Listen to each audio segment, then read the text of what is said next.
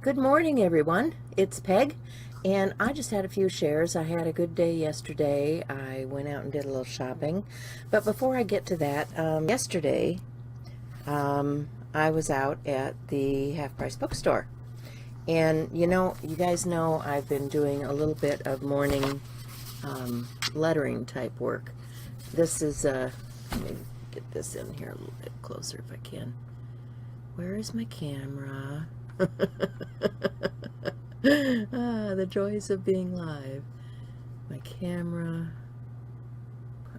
This was some watercolor. It's got some gold in it. That's why it's got a shimmer to it. I don't know if you guys have seen those iridescent type watercolors, but yeah, that's why it shines like that. And so I've been doing lettering. And this is a watercolor. This is a Strathmore watercolor journal, and I really like it. The pages are really nice and thick. They feel heavier than 140 pounds. So if you guys haven't used a watercolor journal before, I would recommend this one. So anyway, I was doing this type of thing where I do the watercolor and then I practice lettering. And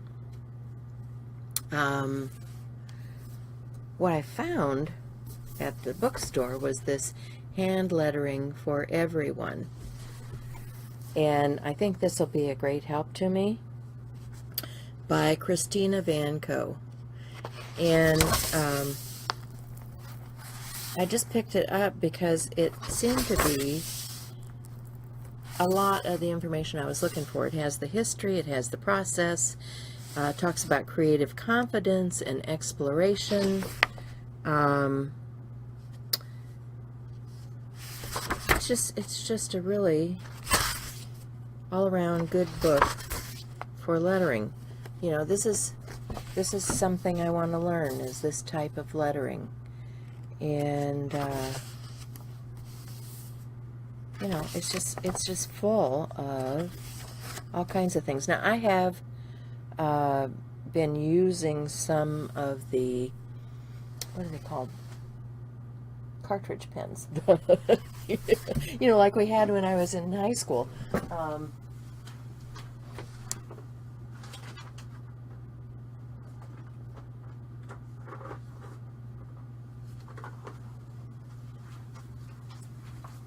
Yeah, they're a fountain pen. I remembered what they were, but you can use regular pens like these. One pen that I found yesterday was this one. I'd ordered it online. It's a Pigma pen, and the reason I wanted it, let me show you something.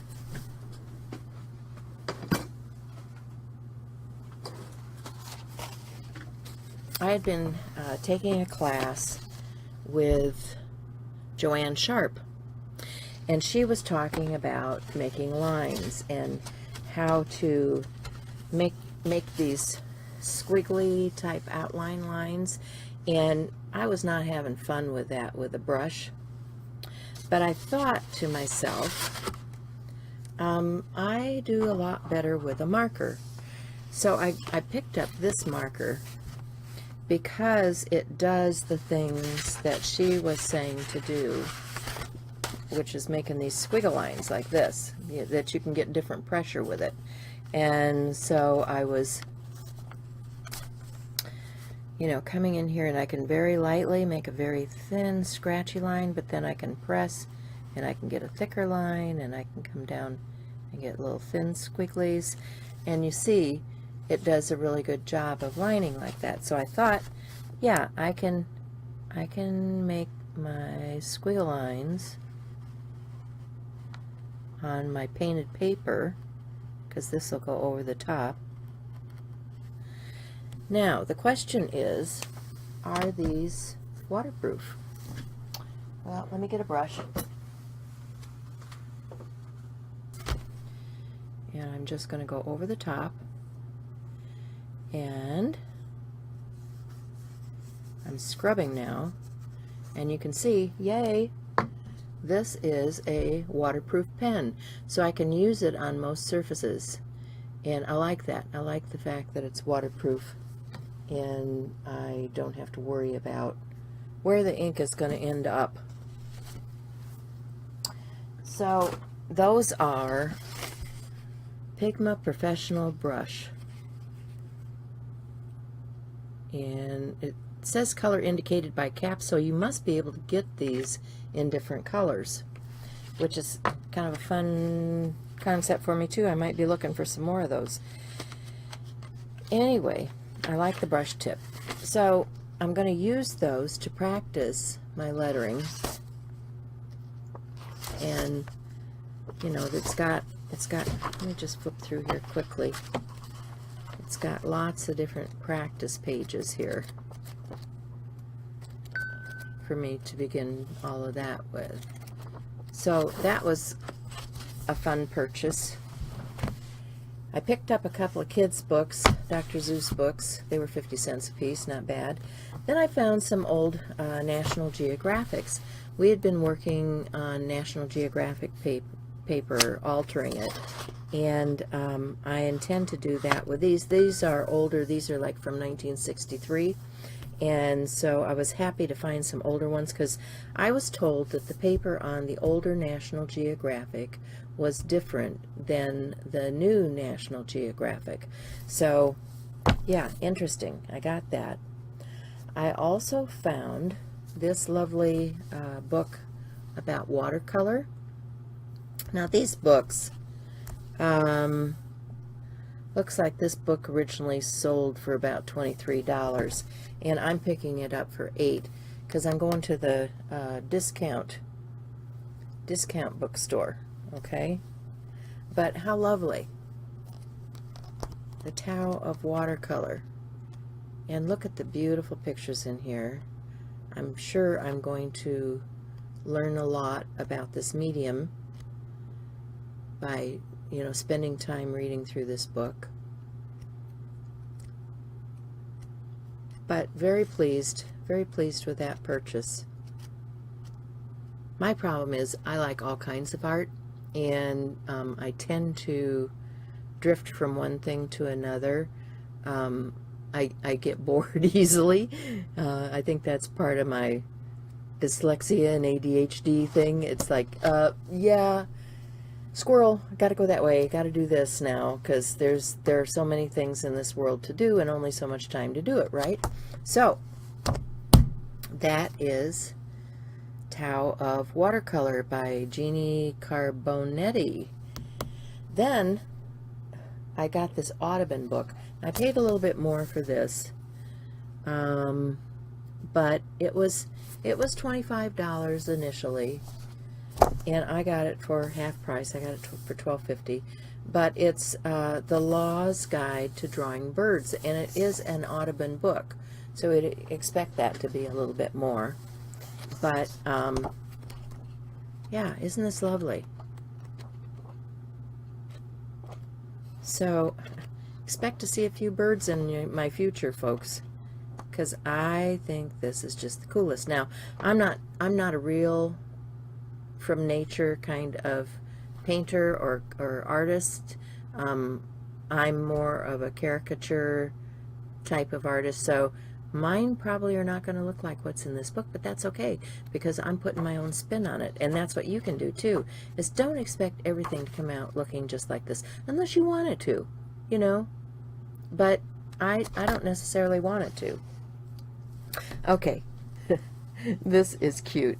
I got Dolly Mama, and it is a book about beads, but look at these characters in here. I'm thinking I'm going to read the book, and then I'm going to cut out these characters because they would be so cute in some journaling. Look at that shoe in some journal pages. How cute is that, right?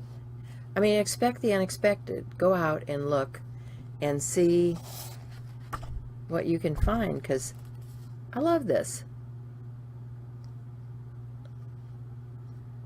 Just lots and lots. I mean, even Even just the gloves and the jewelry are kind of cool. For sale, parents, buy one, get one free. Cute, cute. So, yeah, I mean, put it on a card, put it on a, because, yeah, I love beads. I do love beads, and I do beading work, and there are some fun projects in here to do, but I also love these things. So that was $1. Had to buy it, $1. This one about embellishments was another super buy. This was $2. And this is for artful quilts and applique and stuff. And, you know, I don't do a lot with fabric, but I do, look at this. I do love fabric, and I do love what people are doing with it. Shell, cactus, cactus.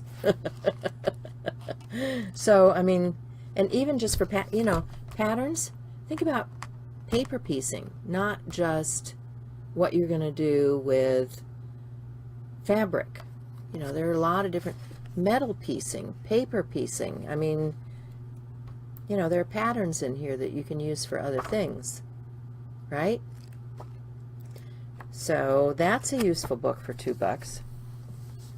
Then I found this 50s flashback with a whole bunch of automobiles. Some are in black and white, and some are in full color.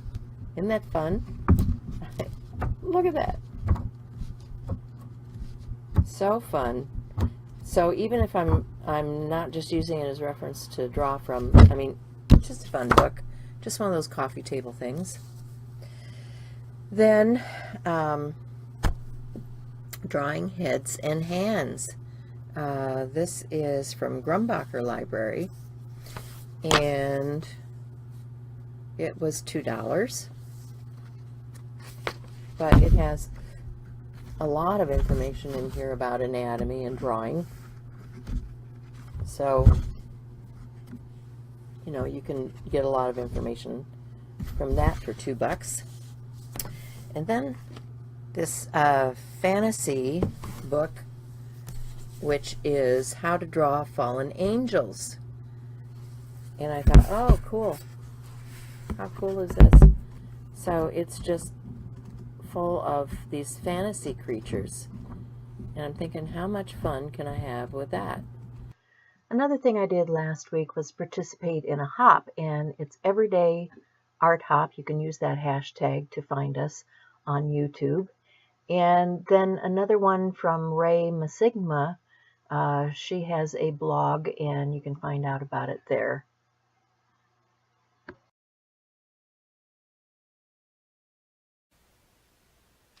Here are a number of the challenge prompts that you can find there. There are a number of lists that she has out on her website. She also has some other helpful information, so you may want to check out her blog, and I'll put a link in the description box below.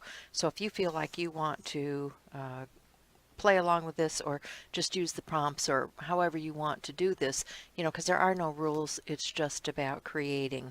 So the last two that I had done on here were number 9 and number 10, which is freeform and open, and I'll probably put something behind this little door on here, and who knows where this will go, but yeah, this is where I have been with this. I'm thinking that I'm getting an awful lot on this page, so I may flip over and do, you know, I started doing some other page things, so I may just, you know, start a new page, because 30 is a lot.